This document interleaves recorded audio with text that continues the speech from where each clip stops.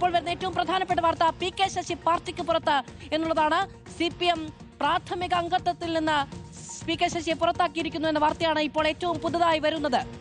സായ് കുമാർ വിവരങ്ങളുമായി നമ്മളോടൊപ്പം ചേരുകയാണ്. സായി, അനിവാര്യമായ തീരുമാനം CPM എടുത്തിരിക്കുന്നു. ഇന്ന് തുറന്ന വെല്ലുവിളിയാണ് പി.കെ. ശശിയുടെ ഭാഗത്തുനിന്നുണ്ടായിരിക്കുന്നത്. പുറത്താണ്. മാധു, ഇത് പ്രതീക്ഷിച്ച നടപടി തന്നെയാണ്. അത്രമേൽ ഗുരുതരമായ അച്ചടക്ക നടപടിയാണ് പി.കെ. ശശി എന്ന നേതാവിന്റെ ഭാഗത്തു നിന്നുണ്ടായത്. നിലവിൽ തന്നെ നടപടി നേരിട്ട് ബ്രാഞ്ച് കമ്മിറ്റിയിലായിരുന്നു പി.കെ. ശശി. അവിടെയും ഒരു തരത്തിലും പാർട്ടിയുമായി അകന്ന് തന്നെ കഴിയുകയായിരുന്നു. പി.കെ. ശശി ഇന്ന് ജില്ലാ സെക്രട്ടറി അടക്കമുള്ള ജില്ലയിലെ നേതാക്കൾക്കെതിരെയും വലിയ വിമർശനവും ആരോപണങ്ങളും ഉന്നയിച്ചു. ജില്ലാ സെക്രട്ടറിയെ സ്പിരിറ്റ് കച്ചവടക്കാരൻ എന്നതടക്കം ആക്ഷേപിക്കുകയും ചെയ്തു. തൊട്ടുടനെ ഈ വിമത കൺവെൻഷൻ ചേർന്ന് ഈ പ്രസംഗം നടത്തി തൊട്ടുടനെ തന്നെ ഇപ്പോൾ പി.കെ. ശശിയെ പാർട്ടിയിൽ നിന്ന് തന്നെ പുറത്താക്കിയിരിക്കുകയാണ്. പാലക്കാട് ജില്ലയിലെ പ്രധാനപ്പെട്ട നേതാവായിരുന്ന പി.കെ. ശശി അങ്ങനെ പാർട്ടിയിൽ നിന്ന് പുറത്തായിരിക്കുന്നു. കഴിഞ്ഞ കുറേ നാളുകളായി പാർട്ടിയുമായി പൂർണ്ണമായും അകന്നു കഴിയുകയായിരുന്നു പി.കെ. ശശി. പക്ഷേ അപ്പോഴും KTDCയുടെ ചെയർമാൻ സ്ഥാനത്ത് അദ്ദേഹം ഉണ്ടായിരുന്നു. കഴിഞ്ഞ ദിവസമാണ് ആ സ്ഥാനവും അദ്ദേഹം രാജിവെച്ചിരുന്നത്. ഇനിയിപ്പോൾ അറിയേണ്ടത് പാലക്കാട് ജില്ലയിലെ ഏതെങ്കിലും മണ്ഡലത്തിൽ UDF പിന്തുണയോടെയോ അല്ലെങ്കിൽ സ്വതന്ത്രനായോ പി.കെ. ശശി മത്സരരംഗത്തുണ്ടാകുമോ എന്നുള്ളതാണ്. അതിന് സാധ്യത ഏറെ. Ottapalam seat P K. ശശി ലക്ഷ്യമിടുന്നു എന്നുള്ള റിപ്പോർട്ടുകളുണ്ട്. കോൺഗ്രസ് നേതാക്കളുമായി അതുമായി ബന്ധപ്പെട്ട് പാർട്ടി ജില്ലാ സെക്രട്ടറി ഇത്ര രൂക്ഷ വിമർശനവുമായി വരുമ്പോൾ തന്നെ നമുക്കറിയാവുന്നതാണ് അധിക നാൾ ഇനി ആ മെമ്പർഷിപ്പുമായി പി.കെ. ശശി ഉണ്ടാകില്ല എന്നുള്ളത്. ആ തീരുമാനം പ്രഖ്യാപിക്കപ്പെട്ടിരിക്കുന്നു.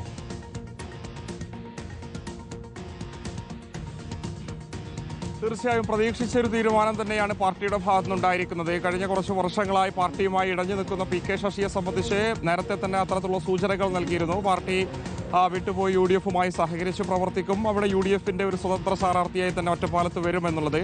അതിനിടയിലാണ് ഇന്നിപ്പോൾ വിമതർ സംഘടിപ്പിച്ച ഒരു പരിപാടിയിൽ അദ്ദേഹം പങ്കെടുക്കുന്നതും രൂക്ഷമായിട്ടുള്ള വിമർശനം പാർട്ടിക്കെതിരെ നടത്തിയിരിക്കുന്നതും സ്വാഭാവികമായിട്ടും പാർട്ടി ആ ഒരു ഘട്ടത്തിൽ തന്നെ നടപടി സ്വീകരിച്ചു എന്നുള്ളതാണ്. ഒരു ഘട്ടത്തിലൊക്കെ തന്നെ പി.കെ. ശശിയെ അനുനയിപ്പിക്കാനുള്ള നീക്കം പാർട്ടി തലങ്ങളിൽ നിന്നുണ്ടായിരുന്നു. പക്ഷേ അതിന് അദ്ദേഹം തയ്യാറായില്ല. സ്വാഭാവികമായിട്ടും ജില്ലാ തലത്തിലുള്ള ചില നേതാക്കളുമായിട്ടുള്ള സ്വാരസ്യങ്ങൾ തന്നെയായിരുന്നു ഈ പ്രശ്നങ്ങളിലേക്ക് നയിച്ചത് എന്നുള്ളതായിരുന്നു നമുക്ക് മനസ്സിലായിരുന്നത്. ഇന്നിപ്പോൾ വിമത കൺവെൻഷനിൽ വെച്ചും അതിരൂക്ഷമായിട്ടുള്ള വിമർശനമാണ് പാലക്കാട്ടെ ജില്ലാ നേതാക്കൾക്കെതിരെ, വിശേഷിച്ച പാലക്കാട് ജില്ലാ സെക്രട്ടറിക്ക് ഉൾപ്പെടെ പി.കെ. ശശി നടത്തിയിരിക്കുന്നത്. സ്പിരിറ്റ് കച്ചവടക്കാരനാണ്, കോടിയേരി ഉണ്ടായിരുന്ന കാലത്ത് ഇങ്ങനെയായിരുന്നില്ല പാർട്ടി ഉണ്ടായിരുന്നത്. MV ഗോവിന്ദനെതിരെ ഉൾപ്പെടെ പരോക്ഷ വിമർശനം നടത്താൻ പി.കെ. ശശി തയ്യാറായി എന്നുള്ളതാണ്. ഇക്കാര്യത്തിൽ UDFിലേക്ക് ആദ്യഘട്ടത്തിൽ പി.കെ. ശശി പോകും, കോൺഗ്രസ് സ്വീകരിക്കുമെന്ന രീതിയിലുള്ള പ്രചാരണങ്ങളൊക്കെ തന്നെ ഉണ്ടായിരുന്നെങ്കിലും അതിനൊക്കെ തന്നെ പൂർണ്ണമായിട്ട് തള്ളിക്കളഞ്ഞുകൊണ്ട് തന്നെയാണ് ഇന്നിപ്പോൾ വിമതരുടെ കൺവെൻഷനിൽ പി.കെ. ശശി പങ്കെടുത്തിരിക്കുന്നത്. അവിടെ വെച്ച് പൂർണ്ണമായിട്ടുള്ള പിന്തുണ പി.കെ. ശശി അവിടെ പങ്കെടുത്ത വിമതർക്ക് പ്രഖ്യാപിക്കുന്നുണ്ട്.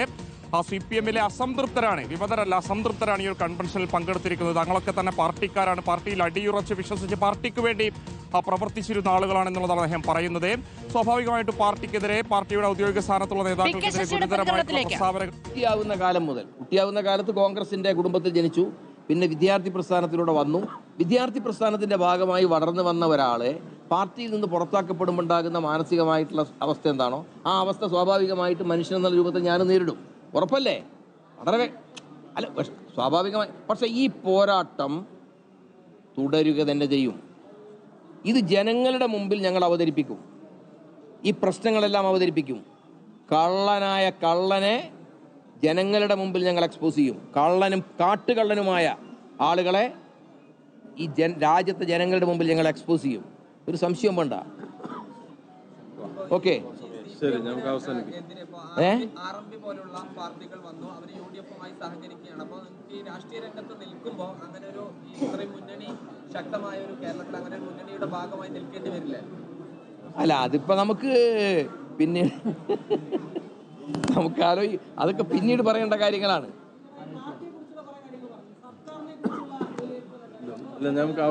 ഞങ്ങൾ അവസാനിപ്പിക്കാം. ഓക്കെ, ഇതൊന്നും എടുക്ക്.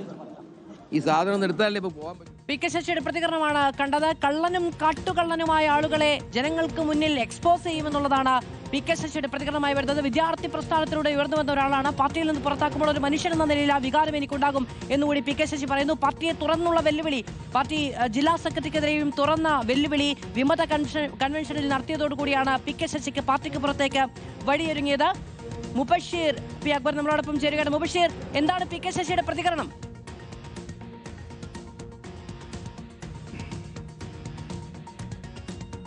പാർട്ടിയിലുണ്ടായ പലതരത്തിലുള്ള അനീതികൾക്കെതിരെ ശബ്ദമുയർത്തിയാണ് താൻ പുറത്തു വന്നിട്ടുള്ളത്. ആ പോരാട്ടം ഇനിയും തുടരുമെന്നുള്ളതാണ് പി കെ ശശി പറഞ്ഞു വെക്കുന്നത്. തന്റെ കൂടെ പാർട്ടിയിൽ നിന്നുള്ള 9 ജില്ലാ കമ്മിറ്റി അംഗങ്ങളുടെ പിന്തുണയുണ്ടെന്ന പ്രഖ്യാപനം നേരത്തെ അദ്ദേഹം വിമതരുടെ കൺവെൻഷനിൽ വെച്ച് നടത്തിയിരുന്നു. ഇന്നിപ്പോൾ പാർട്ടി ഔദ്യോഗികമായിട്ട് പ്രാഥമിക അംഗത്വത്തിൽ നിന്നും അദ്ദേഹത്തെ പുറത്താക്കിയ സാഹചര്യത്തിൽ രൂക്ഷമായിട്ടുള്ള വിമർശനം പാർട്ടിക്കെതിരെ വീണ്ടും ഉയർത്തുന്നതാണ് നമ്മൾ കണ്ടത്. അത് ഇനിയും തുടരും. സ്വാഭാവികമായിട്ടും പരസ്യ പ്രസംഗങ്ങളിലൂടെ ഒരുപക്ഷെ പല കാര്യങ്ങളും വിളിച്ചു പറയുമെന്നുള്ള സൂചന തന്നെയാണ് പി കെ ശശി ഒരു ഘട്ടത്തിൽ നടത്തിക്കൊണ്ടിരിക്കുന്നത്. ആദ്യഘട്ടത്തിൽ ജില്ലാ സെക്രട്ടറിയായിട്ട് സുരേഷ് ബാബുവിനെതിരെ പറഞ്ഞ ഗുരുതരമായിട്ടുള്ള ആരോപണം നമ്മൾ കണ്ടതാണ്. അതോ സ്പിരിറ്റ് കച്ചവടക്കാരന്റെ നേതൃത്വത്തിലുള്ള സംഘമാണ് ഇപ്പോൾ ജില്ലയിലെ പാർട്ടിയെ നേതൃത്വം നയിച്ചുകൊണ്ടിരിക്കുന്നത്. പല സമുന്നതരായിട്ടുള്ള നേതാക്കൾ നേതൃത്വം കൊടുത്ത പാർട്ടിയാണ് പാലക്കാട്ടെ CPM എന്നുള്ളത്. സ്വാഭാവികമായിട്ടും ആ സാഹചര്യമൊക്കെ തന്നെ ഇവിടെ മാറിയിട്ടുണ്ട്. ചില മുതലാളിമാരുടെ കയ്യിലേക്ക് പാർട്ടി മാറിയതോടുകൂടിയാണ് അതിന്റെ നയവും നിലപാടുകളും പ്രത്യയശാസ്ത്രങ്ങൾക്കും വിരുദ്ധമായിട്ടുള്ള പ്രവർത്തനം ഇവിടെ ഉണ്ടായിട്ടുള്ളത്. അതിനെതിരെയാണ് താൻ ഉൾപ്പെടെയുള്ള ആളുകൾ ശബ്ദമുയർത്തിയിരിക്കുന്നത്. ആ ഒരു പോരാട്ടം തുടരുമെന്നുള്ളതാണ് പി കെ ശശി പറഞ്ഞു വെക്കുന്നത്.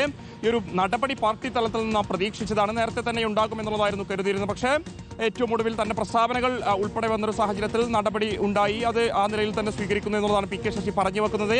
അപ്പോൾ ഇനി രാഷ്ട്രീയ കേരളം ഏറെ കൗതുകത്തോടെ കാത്തുനിൽക്കുന്ന കാര്യം, ഉറ്റുനോക്കുന്ന കാര്യം, ഒറ്റപ്പാലത്ത് UDFന്റെ പിന്തുണയോടുകൂടി പി കെ ശശി മത്സരിക്കുമോ എന്നുള്ളതാണ്. സ്വാഭാവികമായിട്ടും ജില്ല കേന്ദ്രീകരിച്ചുകൊണ്ട് CPMൽ ഏറെക്കാലമായി പ്രവർത്തിച്ചു വന്നിരുന്ന CPMന്റെ തന്നെ പ്രധാനപ്പെട്ട നേതാവായിരുന്ന പി കെ ശശി CPMനെ പൂർണ്ണമായിട്ട് വിമർശിച്ചുകൊണ്ട് പുറത്തേക്ക് ഇറങ്ങി വരുമ്പോൾ UDF എങ്ങനെ പി കെ ശശിയുടെ ആ ഒരു നീക്കത്തെ ഉപയോഗിക്കുമെന്നുള്ളതാണ് കാണേണ്ടത്.